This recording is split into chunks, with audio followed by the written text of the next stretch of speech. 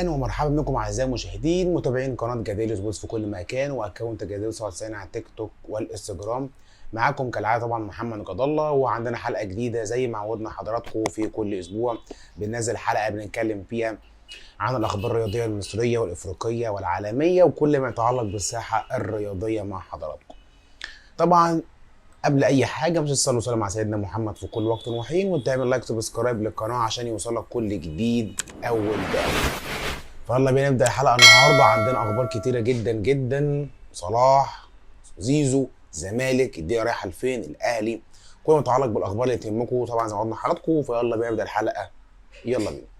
بداية كده لا يخلو يعني الكلام والحديث عن صلاح والعرض المقدم ليه من اتحاد جدة لليفربول للشراء بمقابل 100 مليون يورو من ليفربول ده للنادي، مقابل محمد صلاح يعني ما يقرب 120 مليون يورو، يعني حوالي 80 مليون جنيه في الاسبوع.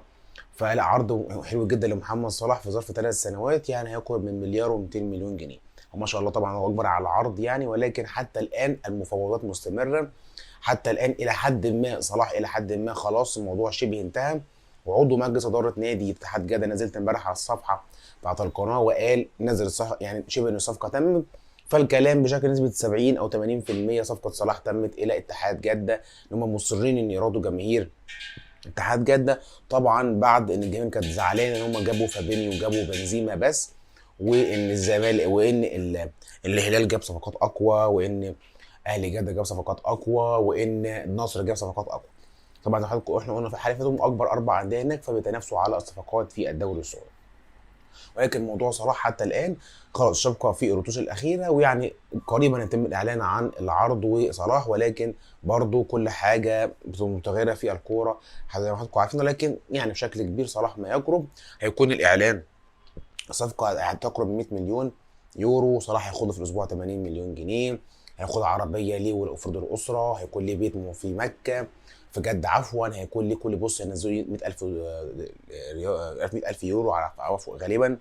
فعرض يعني ما شاء الله يعني مبالغ فيه شويه، ولكن احنا نتمنى له كل خير طبعا. محمد صلاح حضراتكم عارفين، ونتمنى توفيق ليه الفتره الجايه. ده بالنسبه للموضوع بتاع محمد صلاح والدنيا كلها. ننتقل برضو عن موضوع اخر مهم جدا الا هو احمد سيد زيزو. وبعد طبعا يعني استقاله مجلس اداره نادي الزمالك، وقلنا محطكم على الجروب وقدموا الاستقاله. طبعا وزاره الشباب والرياضه طلعت بيان وتم تعيين لجنه ثلاثيه بقياده اللواء موسى.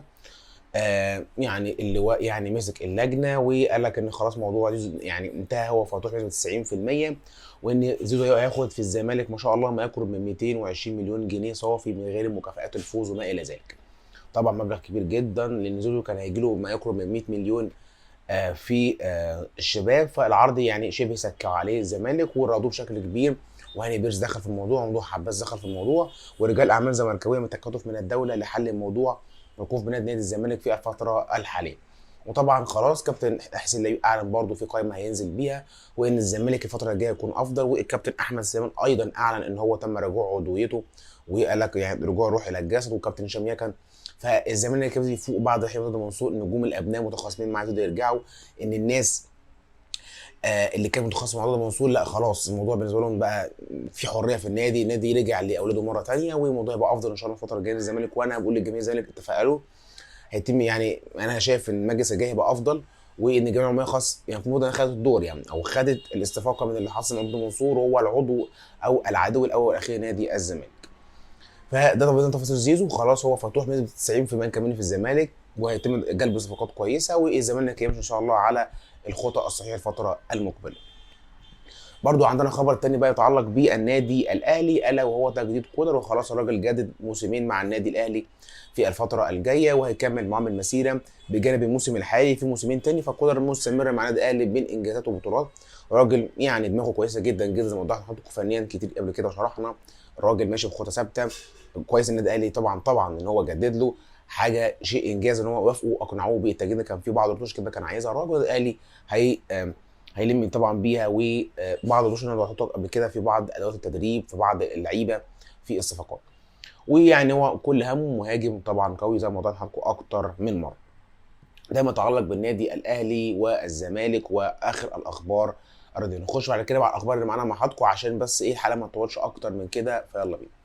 نخش بعد كده بقى حضراتكم على الاخبار بعد كده. هو بيراميدز برضو يعني بيكشر يعني ان في بعض الصفقات او في كلام بيتعرض ان بن شرقي خلاص على مقربه ان يتم اعلان قريبا عن الصفقه بشكل كبير جدا، لكن حتى الان الكلام مخبينه في بيراميدز، عارفين على الدنيا بشكل كبير قوي علشان الصفقه ما يتوهش منه بمعنى اصح. ولكن بن شرقي اقرب، وزي ما قلنا اكتر من مره، اقرب الى بيراميدز بشكل كبير جدا جدا.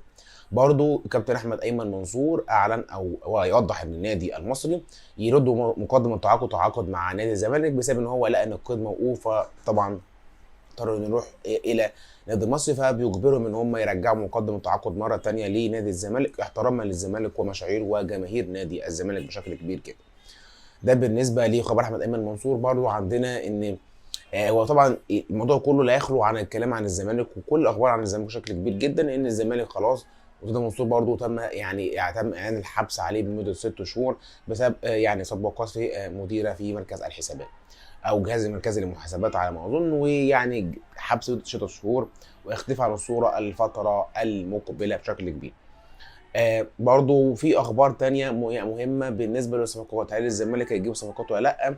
الزمالك بشكل كبير جدا قريب من الصفقات هيتمها، وطبعا زي ما قلنا لكم في اول فيديو تكاتف الدوله وتكاتف المسؤولين على ان الزمالك كان الفتره الجايه بشكل كبير، والحديث ان في رجال اعمال مدخلين عشان يجيبوا صفقات للزمالك، فان شاء الله الفتره المقبله يكون الزمالك في افضل حال. ده كده انا جمعت لكم الاخبار اللي تتردد حول نادي الزمالك ونادي الاهلي وزيزو وكل الاخبار الرياضيه على الساحه المصريه والافريقيه والعربيه. وطبعا ما فيش اخبار تانية عن النادي الاهلي الا هو بيعمل معسكر في النمسا. النادي الاهلي جاب صفقات يعتبر قفل الميركاتو على كده، ناقص بس مهاجم، غالبا هيكون سوزا لو بعيد عن الموضوع يبقى في مهاجم اخر. النادي الاهلي فاضل بس مهاجم يقفل الموضوع على كده. نادي الزمالك بقى معسكر في 6 اكتوبر بعد انتهاء الاجازه، وبيراميدز هيكون في تركيا. فده بالنسبه للاخبار على الصحه الرياضيه. انا حابب اكون مع حضراتكم اول باول واعرفكم الدنيا ماشيه ازاي والتفاصيل عشان تعرفها من عندي مش من اي حد، وتعرف طبعا ان الجدول بيجي لكم الخلاصه في كل شيء. كده نكون وصلنا مع حضراتكم طبعا لنهايه الحلقه. لو الحلقه عجبتك ما تنساش تعمل لايك وسبسكرايب للقناه، ويدعم صفحتنا على البيج على الفيسبوك باسم محمد جد الله، الاكونت الشخصي بتاعي وجديليو سبورتس على الفيسبوك. كان معكم محمد جد الله، والسلام عليكم ورحمه الله وبركاته. اتمنى لكم يوم سعيد. سلام.